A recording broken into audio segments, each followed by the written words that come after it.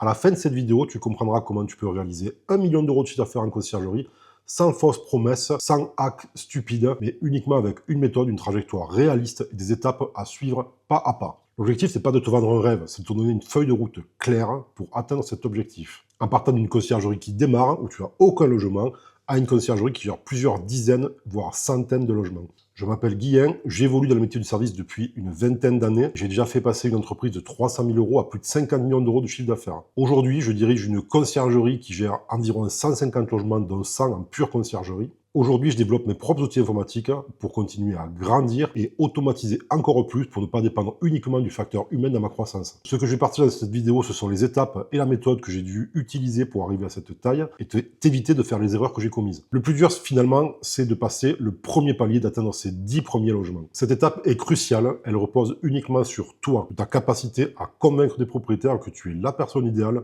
pour gérer leur logement. Tu dois maîtriser bien sûr la logique métier, les enjeux fiscaux, les enjeux juridiques, les outils informatiques. Et Dieu sait qu'il y a beaucoup de choses à maîtriser pour devenir un concierge. Au-delà de ça, la conciergerie, comme tout métier du service, est rythmée par le client, par les aléas de la réalisation de ta prestation. Tu dois être capable d'anticiper les problèmes pour les solutionner sans te mettre dans le rouge d'un point de vue personnel. Et tu dois bien sûr convaincre tes premiers clients propriétaires que tu maîtrises parfaitement ton sujet. Beaucoup de concierges se lancent dans la prospection sans avoir solidifié ses bases, en imaginant que finalement la conciergerie c'est un métier commercial comme les autres et qu'il suffit d'avoir beaucoup de contacts avec des propriétaires pour avoir beaucoup de contrats. C'est une grave erreur. Il faut être très lucide. Les 10 premiers logements ne se signent pas uniquement grâce au bouche à oreille, à moins que tu aies un réseau extrêmement développé et déjà une première expérience professionnelle d'entrepreneur à succès. Ces 10 premiers logements se signent grâce à ta visibilité.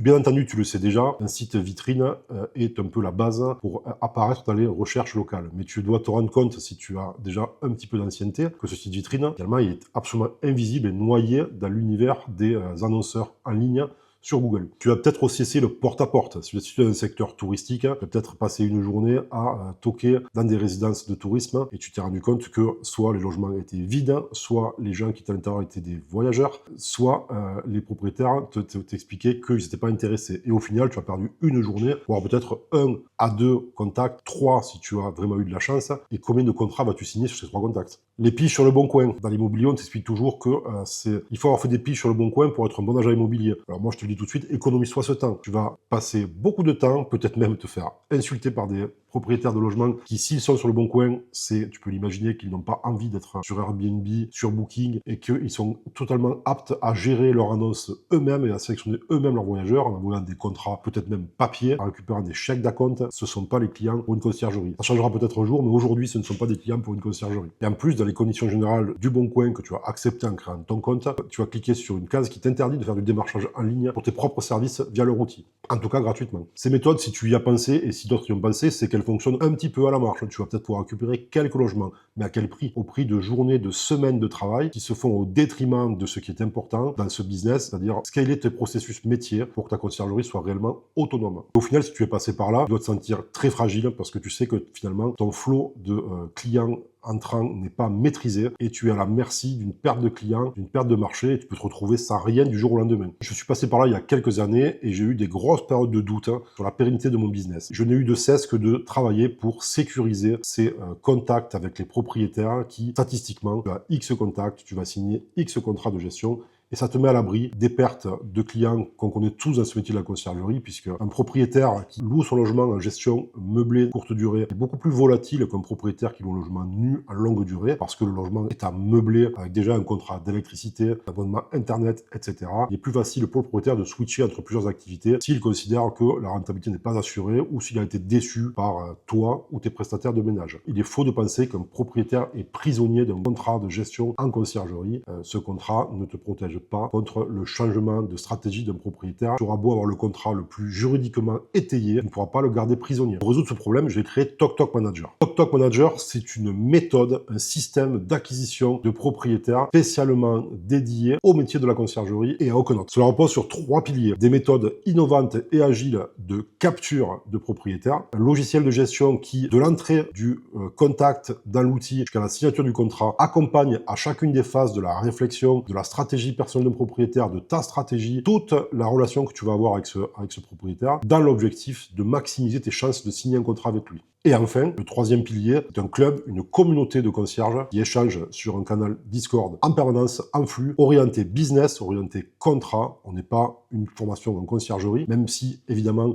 on partage notre expérience. Et je pense que j'ai quelques pistes d'amélioration de ton business, comme tu pourras un jour m'apprendre quelque chose que je ne connais pas sur ma conciergerie, ainsi qu'une masterclass par semaine où on pose les problèmes sur la table par rapport aux contacts eus dans la semaine, au rendez-vous chez les propriétaires. L'objectif étant que chacun des contacts que tu as puisse potentiellement déboucher sur un contrat signé. TokTok Manager va te permettre d'exister en ligne. On va créer des supports de communication à ton image, complètement en parallèle de ton site vitrine et que ne pas concurrencer. Ces supports de communication que l'on crée sont orientés conversion, avec des méthodes et des tips qui nous sont propres. Simplement, sache que les propriétaires, quand ils arrivent chez toi, sont des gens qui sont qualifiés la plupart du temps. Il y a toujours 80 à 90% des contacts sont des contacts qualifiés qui recherchent vraiment une conciergerie dans la zone géographique que l'on a définie ensemble. Ensuite, ils sont relancés par des séquences automatisées de mails et de SMS. Il y a de l'IA qui va entretenir la relation avec eux.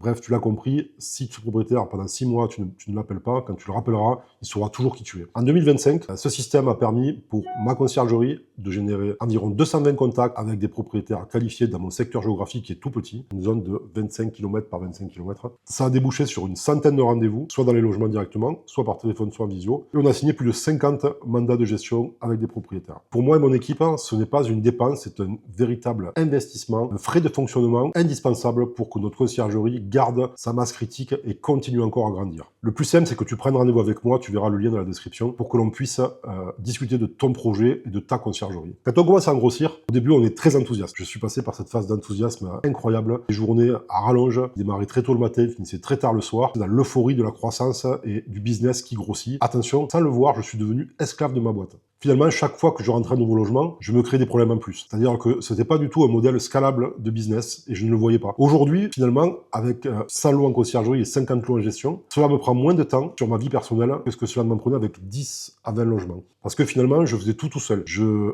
répondais aux messages des voyageurs. Je faisais beaucoup de check-in et de check-out. Je lavais des draps. Je faisais même certains ménages. C'était l'enfer. Je facturais les propriétaires sur Excel. Je passais vraiment un temps absolument incroyable dans ma conciergerie sans m'en rendre compte. Je n'avais plus de week-end, plus de vie sociale, plus d'amis. Les enfants, je ne les voyais quasiment pas. Et à ce moment-là, j'ai pris conscience qu'il fallait que je switch, je fasse un pas de côté sur mon métier, que je ne devais plus être un exécutant, mais un chef d'orchestre de prestataire. La première chose dont j'ai pris conscience, c'est que je ne pouvais pas être sans cesse disponible pour des voyageurs 24 heures sur 24, puisque c'était déjà mon numéro personnel qui était sur toutes les annonces et supports de communication avec les voyageurs. Et je me suis dit, ok, tu ne peux pas interdire un voyageur de t'appeler, c'est hyper important qu'il puisse avoir quelqu'un au téléphone. Par contre, tu peux, avant qu'il t'appelle, créer des automatisations et des messages ultra calibrés, ultra pertinents, qui vont réduire le nombre d'appels. J'ai commencé à travailler sur ça, par différents canaux de communication, évidemment les messageries des plateformes de réservation, mais également WhatsApp. Et aujourd'hui, finalement, d'ailleurs, au moment où je vous parle, au moment où je tourne cette vidéo, il est 11h du matin, nous sommes vendredi, c'est un jour de grande arrivée, mon téléphone n'est pas coupé, les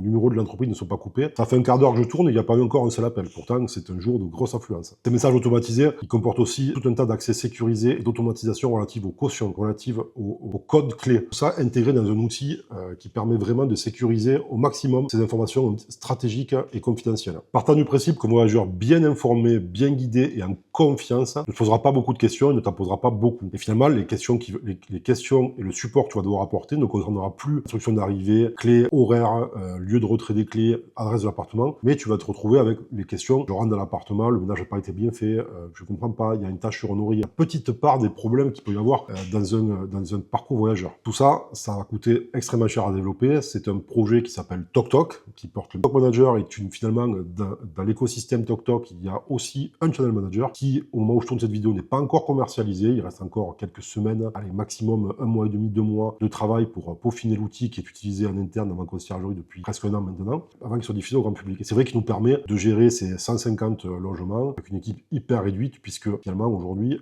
mon agence, c'est 3 personnes. Sachant que je passe la plupart de mon temps au service des concierges et au service de développement informatique, et que une de nos collaboratrices s'occupe des 50 lots qu'on a en gestion locative. Donc la conciergerie tourne vraiment avec 1 à 2 personnes, y compris en période de pic d'activité qui est l'été chez nous. Et finalement, puisque avec les bons outils intégrés, il ne reste finalement plus que la partie blanchisserie, ménage, kit d'accueil qui peut concerner des messages voyageurs, on a aussi travaillé pour solutionner point de douleur dans notre channel manager TokTok, il y a tout un tas d'automatisation assez poussées, puisque d'ailleurs c'était vraiment parmi les premiers points de douleur que l'on voulait régler, c'était celui-là. Donc aujourd'hui, je pense que c'est certainement le channel manager qui va le plus loin dans l'intégration des prestataires, dans la transmission des missions, dans la validation des missions, dans le paiement des missions, dans les notifications de missions. Il y a tout un tas de statuts entre le moment où une mission est transmise à un prestataire et le moment où elle est payée par nos soins. Tous ces statuts remontent dans l'outil, remontent auprès des voyageurs, ce qui permet vraiment de, quand le logement est prêt,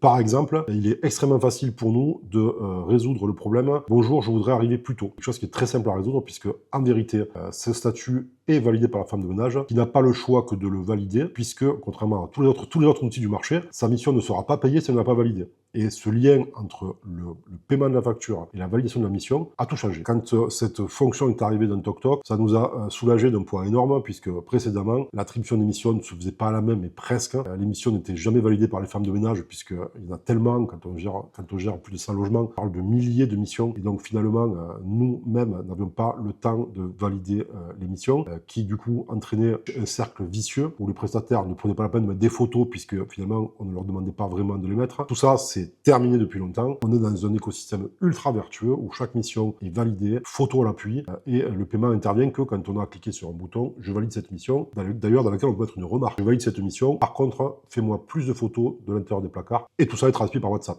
automatiquement. Le moyen de communication qu'on a choisi dans TokTok, c'est pas des notifications un peu impersonnelles qui sonnent comme n'importe quelle appli, c'est un message WhatsApp bien formaté, avec tous les commentaires et tous les statuts à l'intérieur. Chacun des messages des prestataires remonte directement dans TokTok, dans un fil de messagerie. Et finalement, j'ai coutume de dire à tous les concierges que la charge mentale, les difficultés ne sont pas causées par les voyageurs, puisque ces solutions-là, nous les réglons à la perfection. D'autres logiciels les règlent aussi de façon moins parfaite, mais apportent déjà un début de solution. La question qui demeure, c'est la relation avec les propriétaires. Et ce sont eux qui te font peser une grosse charge mentale, très souvent de façon bien involontaire de leur part. Individuellement, ils sont tous très sympas. Par contre, chacun de leurs petits problèmes additionnés pour une semaine, 10, 20, 15 problèmes qui arrivent à toi de façon désorganisée et pas aux horaires auxquels tu le souhaiterais. De cela, nous avons tiré deux conclusions. D'une part, il faut absolument organiser la relation avec les propriétaires, et de la même façon que ça ne leur viendrait pas à l'idée d'appeler une agence immobilière traditionnelle à 22 h un samedi soir, il faut arriver à ce qu'ils ne puissent pas te contacter pour un sujet mineur à 22 h un samedi soir. C'est aussi simple que ça. Pour cela, il y a plein d'outils dont on parle régulièrement dans le Business Club, mais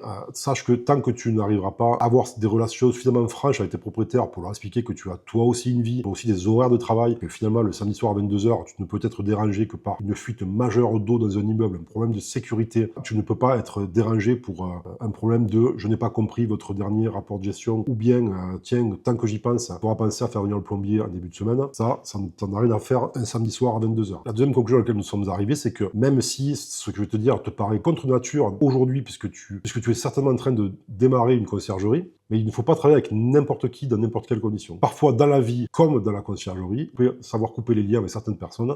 Les concierges expérimentés vont comprendre ce que je dis, mais il peut y avoir des relations toxiques avec des propriétaires. Ça nous est arrivé. Nous, aujourd'hui, on a pour credo de ne pas travailler avec des gens avec qui on n'aurait pas mangé au restaurant. C'est aussi simple que ça, et ça dicte notre conduite. Exemple, pas plus tard qu'hier, un monsieur propriétaire d'une maison de villa, dans un secteur intéressant pour nous, discute point à point notre contrat de gestion, qui est franchement un contrat plutôt cool et plutôt ouvert pour le propriétaire, a comme exigence que les locations ne feront pas jamais moins de 5 jours, quoi qu'il arrive. C'est un bien qui ne le justifie pas, c'est une maison de village, on n'est pas dans quelque chose qui est avec piscine, jacuzzi, tout un tas d'équipements qui font que ça pourrait attirer une nouvelle clientèle. On est vraiment dans une maison classique, veut absolument valider les prix de chacune des nuitées, alors que nous travaillons, on n'en parle pas dans cette vidéo, mais évidemment, chez nous, la tarification, elle est full automatisée. Quand on passe à revue les 100 logements, on le fait de façon structurée, ligne par ligne, dans un outil. On ne fait pas un audit personnalisé, les paramétrages ont été faits en amont et on maîtrise notre tarification. Et ensuite, exigence extrêmement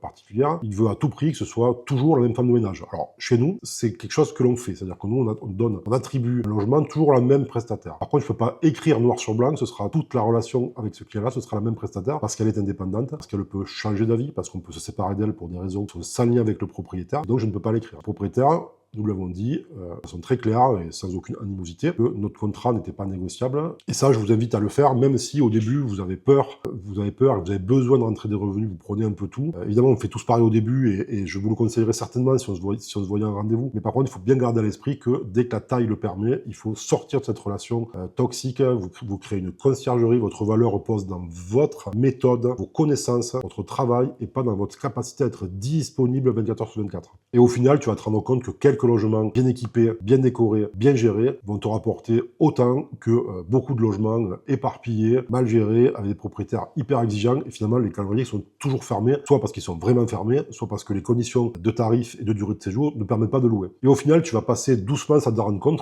en grossissant, de la gestion à la gestion de patrimoine. C'est-à-dire que tu vas avoir des propriétaires qui sont des partenaires avec qui tu vas bosser sur une stratégie d'investissement. Dans ma conciergerie, nous fonctionnons uniquement à la commission, il n'y a pas de frais fixes, et je pense personnellement que c'est la seule façon de scaler et d'augmenter un portefeuille business, parce que plus tu mets des barrières à l'entrée, plus tu vas être en concurrence avec des gens comme moi. Et donc tu as intérêt à partager le risque quelque part, parce que le propriétaire, l'argument selon lequel quand tu dis à un propriétaire je ne gagne de l'argent que si vous en gagnez, c'est effectivement beaucoup plus efficace que les 300 € d'abonnement par mois, que l'appartement se loue ou pas. Et l'étape d'après, quand tu vas avoir suffisamment grossi, accumulé des résultats, des méthodes et des revenus suffisants, tu vas pouvoir également acquérir de nouveaux biens, acquérir des biens qui te seront propres, et ton agence va gérer des biens. Ma conciergerie dans son portefeuille a 8 logements qui sont en gestion propre. Et là, ça devient extrêmement vertueux, parce que d'une part, ces revenus-là, tu gagnes 100% des revenus et pas 20% des revenus. Donc tu amortis ton crédit, ta méthode est expérimentée, tu sauras les louer comme tu le fais pour tes clients. Et d'autre part, et c'est comme ça qu'on l'utilise chez nous, cela nous sert de test. C'est-à-dire quand on déploie une nouvelle séquence d'automatisation, quand on change le parcours voyageur. On a beaucoup travaillé ces derniers mois sur le parcours voyageur pour le fluidifier au maximum, notamment sur les cautions, je donne cet exemple-là par exemple, où on avait systématiquement sur Booking, chaque fois qu'on donnait une caution, ça générait un appel entrant. Donc c'était pas fluide du tout, on n'arrivait pas à automatiser complètement ça, et les voyageurs se rassuraient en nous appelant. On a changé le parcours client sur les cautions. Aujourd'hui, 90% des voyageurs payent la caution sans nous appeler.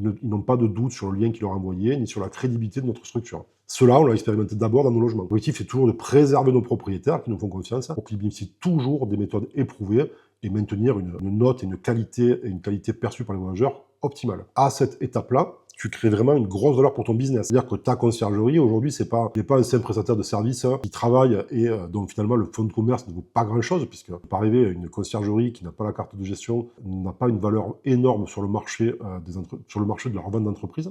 Parce que l'annonce Airbnb appartient à ton client propriétaire, parce que la relation repose beaucoup sur toi. Par contre, quand tu vas commencer à capitaliser, rentrer des logements, à les payer par ton business, même à dégager du cash flow, parce que tu peux dégager du cash flow et tu vas dégager du cash flow, là tu crées de la valeur et du patrimoine. Pour conclure cette vidéo, j'espère que tu as compris que atteindre un chiffre d'affaires à 7 chiffres sur ta conciergerie n'est pas une affaire de chance, de secteur géographique. C'est la conséquence directe d'une vision à long terme que tu dois avoir, d'une méthode d'étape que tu dois franchir, en t'appuyant sur des outils adaptés qu'il faut voir comme un investissement et pas comme une dépense. Ces outils te rapporteront de l'argent. Ce n'est pas un pari, c'est une conséquence mécanique. Tu prospectes intelligemment avec méthode.